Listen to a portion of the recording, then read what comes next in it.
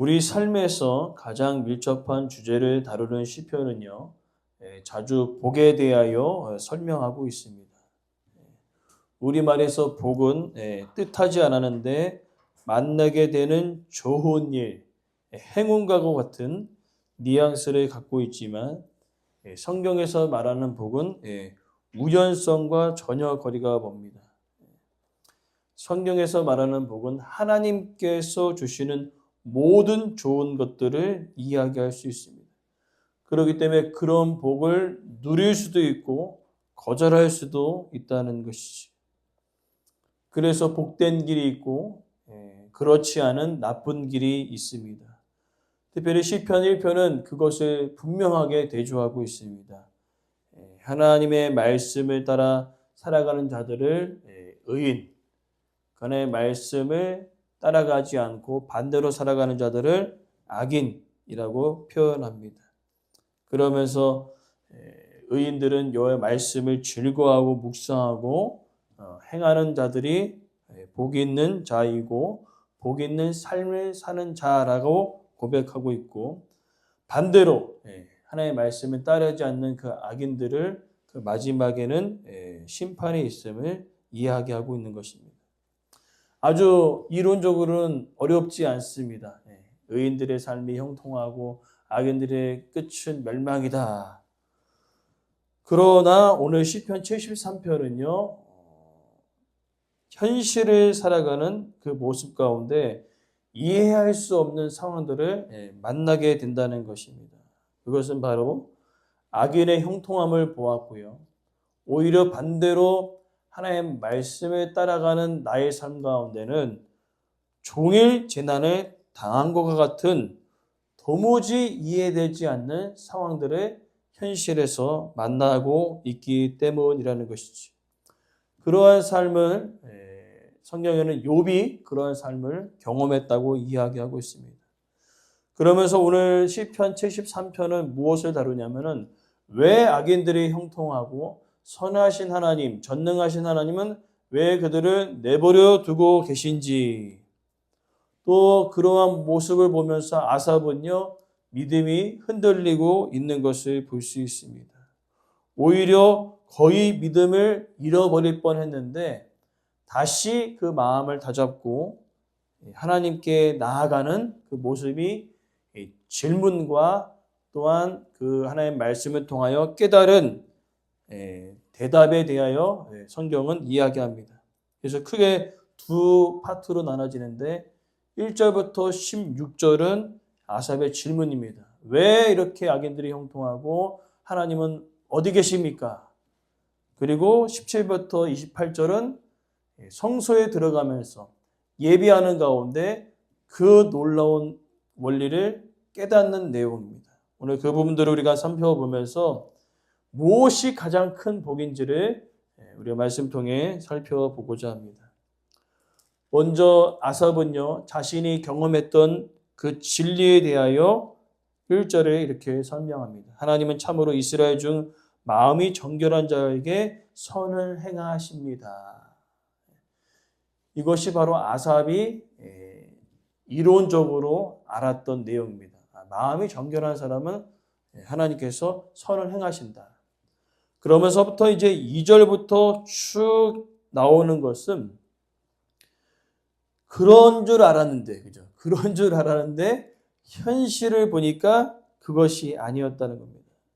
그래서 이제 아삽은요, 2절 말씀에 표현하기를 넘어질 뻔했다, 미끄러질 뻔했다라고 표현하고 있습니다. 하나님은 마음이 정결한 자에게 선을 베푸신 줄 알았는데 현실은 아니었다는 겁니다. 그래서 믿음이 흔들리고 오히려 자신의 삶이 흔들려서 결국에는 믿음을 저버릴 만한 그런 상황 가운데 놓였음을 비유적으로 표현하고 있는 것입니다. 왜 그러냐면요, 3절에 보니까요, 악인들의 형통함을 보았거든요. 그래서 3절 말씀에 질투하였다라고 표현합니다. 무엇이냐면은 현실에 보니까 악인들은 너무 잘 사는 거 보니까 나도 그러면 이러한 삶을 추구해야 되나? 나도 이렇게 살아가야 되나? 라는 그런 마음들이 마음속에 생길 정도로 질투가 일어났다는 것이지. 그러면서 이제 4절부터 이제 15절이 자신이 현실에서 경험한 내용들을 쭉 나열하고 있습니다. 나열하는 거 보니까요. 4절, 5절에 보니까 악인들이 고통 없는 삶을 살아가고 있습니다. 어디 아프지도 않아요. 잘 먹고 잘 삽니다. 편안하게 세상을 떠납니다. 마지막에 그들이 좀 고난도 당했으면 좋겠고 재앙도 있었으면 좋겠는데 재앙도 없는 겁니다. 오히려 마지막 죽을 때까지 잘 먹고 잘 살고 있는 것이지. 그래서 아삽은요, 이상하다는 겁니다. 왜 그들이 이렇게 잘 살고 있는 것인가? 오히려 거꾸로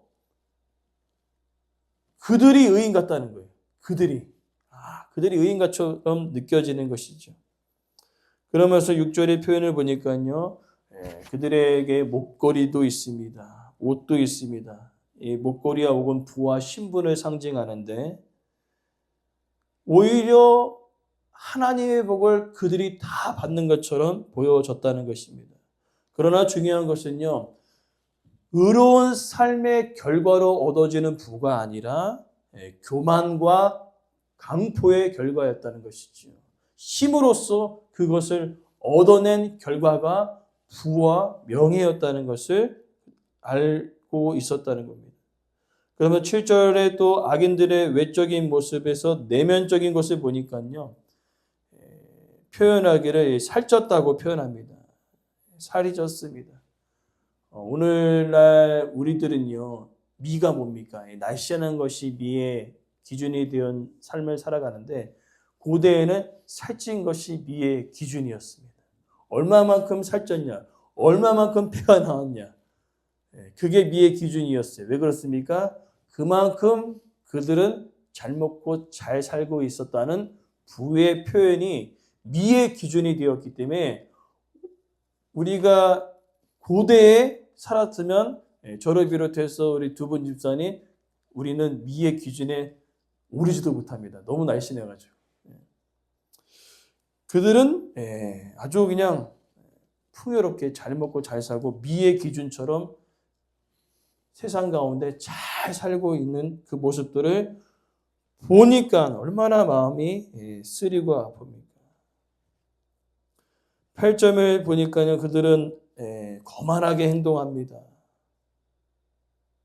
그리고 더 나아가 11절 말씀 보니까요, 풍요로운 삶의 비결을 사람들에게 알려주는데 그렇게 살아가는 사람들을 좀 혼자 외롭게 살아갔으면 되게 좋겠는데 사람들이 오히려 그렇게 살아가는 자들에게 모이는 겁니다. 10절 말씀 보니까요. 막 사람들이 백성들이 막 몰려옵니다. 왜 몰려올까요? 콩고물이라도 떨어지는 거 먹으려고 사람들이 막 찾아옵니다. 그렇게 많이 찾아오니까 너희들이 잘 살고 싶어? 내가 알려줄게. 하나님 없어. 우리 삶 가운데 우리가 아무리 교만하고 힘으로 찍어 눌러도 하나님은 아무 일도 안 하셔. 그러니까 부의 비결, 잘 먹고 잘 사는 비결은 하나님이 없이 살아가면 돼. 그렇게 설명하고 있었다는 겁니다. 사람들이 그것을 보면서 와 그렇구나. 그렇게 살아가는 게 맞구나. 라고 이야기하고 있는 겁니다. 그래서 아삽은요. 12절 말씀 보니까 그게 맞는 것 같은 거예요. 와 항상 평안하고 재물이 점점 불어나는 것을 보면서 아삽은 흔들리고 있습니다. 맞구나. 그들이 이야기한 게 맞는 것 같아. 하나님은 내 삶 가운데 전혀 간섭하지 않으신 것 같아. 그렇게 마음이 들면서 자신을 바라보니까 13절부터 14절 자신을 바라보니까요. 오히려 내가 어려움을 당하고 있는 겁니다. 재난을 당하고 있습니다. 하나님 앞에 무죄하다.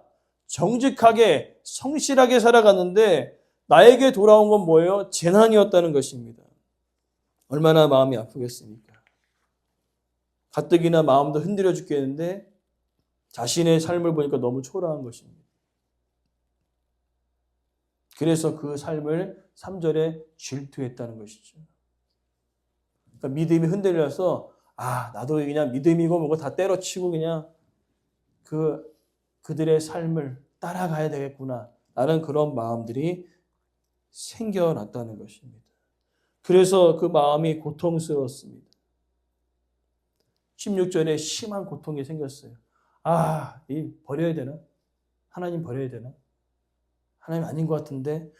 그렇게 나아가다 17절 말씀에 하나님의 성소에 들어가면서 이제 17절부터 28절에 그 질문에 대한 해답을 발견하게 되어집니다.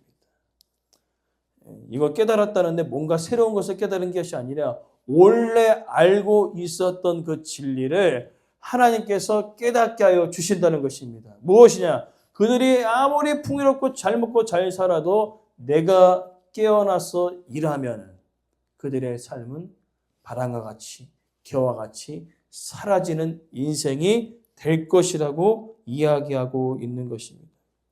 그러면서 이제 그가 깨달은 것은 두 가지입니다. 악인들의 운명에 대해서 18절부터 19절에 늘 형통한 것 같았는데 하나님께서 심판하실 것을 아삽이 깨달아 알았다는 것이죠.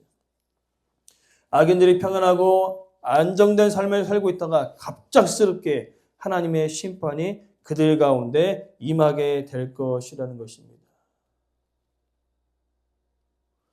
그러나 우리는 시간의 순서대로 살아가는 자들입니다. 과거가 있고 현재가 있고 미래가 있어요. 그렇기 때문에 우리는 언제를 봅니까? 현재만 바라보기 때문에 아무리 하나님께서 나중에 시간이 흘러 악인들의 그 멸망이 있고 심판이 있을 것이다 라고 얘기해도 우리는 그 얘기가 전혀 들어가지 않습니다. 아삽도 마찬가지예요. 하나님 현재는 아니잖아요 라고 이렇게 얘기할 때 아니다라는 것이지요. 그들의 삶이 하나님의 보시기에는 일시적인 겁니다. 제한적인 것입니다. 오히려 영원한 삶이 기다리고 있음을 하나님께서 아삽에게 이야기하는 거죠. 아삽아, 지금 내가 이 땅에 사는 것이 전부인 것처럼 느껴지지. 근데 그 이후에 영원한 삶이 있단다. 그 영원한 삶은 확연하게 구분된다는 것이. 이 땅에서 너가 끝까지 잘 먹고 잘 살고 평안한 가운데 죽었던 그들을 보느냐? 그들의 삶이 거기서 끝나는 것이 아니라 영원한 삶으로 이어진 것을 기억해라 라고 이야기하는 것이죠. 오늘 우리도요, 현재를 바라보기 때문에요, 답답합니다. 현실을 보니까 아주 우리도 믿음이 떨어지고 흔들릴 때가 얼마나 많습니까? 근데 하나님께서 말씀하시지요. 그것이 영원한 삶이 아니라는 것이. 그것을 아삽에게 이야기하면서 더 근본적인 깨달음을 허락하시는데 23절부터 28절의 내용이 더 근본적인 깨달음이었습니다. 무슨 깨달음입니까? 이 땅을 살아가는데 재난을 당하지 않습니까? 재앙을 당한 것처럼 느껴지지만 그 순간순간마다 하나님의 오른손이 그의 삶을 붙들고 계셨다고 이야기하고 있습니다. 그 삶을 인도하고 계셨다고 이야기하는 것이지. 그리고 더 나아가 아삽은 이제 고백합니다. 하나님께서 깨달음을 허락하셨거든요. 그렇게 25절부터 26절에 이렇게 고백하는 겁니다. 하늘과 땅에 주밖에 없습니다. 하나님밖에 없습니다라고 고백하면서 이제 아삽은요 25절부터 28절 쭉 이야기하면서 결론을 내립니다. 무엇이냐면 이 땅을 살아가면서 가장 큰 복은 하나님께 가까이 나아가는 것이 진정한 복이었구나. 그것을 깨달아 알게 되었던 것이지. 그러니까 하나님 자체가 정말로 큰 복임을 그가 알게 되었다는 겁니다. 오늘 말씀을 통하여서 이제 아삽의 시편은요, 우리에게 주는 교훈들이 있습니다. 왜 악인들이 형통하고 또 의인들은 고통을 당하며 살아가느냐. 이것은 신정론에 대한 문제이거든요. 그러니까 무엇이냐면은 우리가 믿음으로 살아가는데 왜 고난이 오느냐는 거죠. 왜 악인들은 여전히 잘 먹고 잘 사냐는 것이죠. 그럴 때 듣는 그 마음들은요, 세상이 부러워지는 겁니다. 오히려 아삽과 같이 믿음을 저버리고 세상으로 향하고 싶은 마음들이 우리 가운데 있습니다. 그럴 때마다 우리는요, 하나님께 가까이 나아가야 되는 거예요. 세상이 부러워질 때에 하나님께 가까이 나아가야 될 줄 믿습니다. 또 때로는 어려움 중에 있을 때 하나님께 가까이 나아가야 합니다. 그리고 더 나아가 평소에도 그렇게 살아가야 되는 거죠. 하나님의 선하심이 당장 눈앞에 보이지 아니할지라도 하나님께서 내 삶을 붙드시고 인도하신다는 것을 확신할 때에 무슨 것이 보이냐? 세상의 풍요로움과 그 잘 먹고 잘 사는 것이 복이 아니라 하나님이 나와 함께하고 계시다는 것. 모든 것을 창조하시고 모든 것을 공급하시는 그 하나님이 나와 함께하고 계시다는 그것. 그것이 내 삶 가운데 가장 큰 복임을 느낄 때에 우리는요, 무엇을 바라보는 겁니까? 현재만 계속 바라봤던 우리의 눈이 영적인 것을 바라보는, 영원한 것을 사모하는 그 눈이 열려짐을 통하여서 하나님을 예비하고 하나님을 믿는 그것이 정말로 헛된 삶이 아니구나 라는 것을 우리가 깨달아진다는 것이죠. 오늘의 삶 가운데 악인들의 형통함을 인하여 부러울 때가 있습니다. 여전히 우리의 삶을 돌아보면 왜 이렇게 어렵는가 라고 생각할 때도 있습니다. 그러나 중요한 것은 그 삶은 영원한 삶이 아니라는 겁니다. 일시적이고 제한적인 것입니다. 그러하게 우리는요, 하나님께 가까이 가는 것이 복이고요. 영원한 것을 사모하는 그 영적인 눈이, 그러니까 현실을 살아가지만은 육신의 눈으로 바라보는 것이 아니라 영적인 눈으로 바라볼 수 있는 그 믿음의 눈이 우리 가운데 열려짐을 통하여 오른손으로 우리를 붙드시고 인도하시는 공급자 되신 그 하나님이 나와 함께 하신다는 것을 우리가 깨달아 아는 놀라운 은혜의 시간이 날마다 일어나기를 간절히 소망합니다.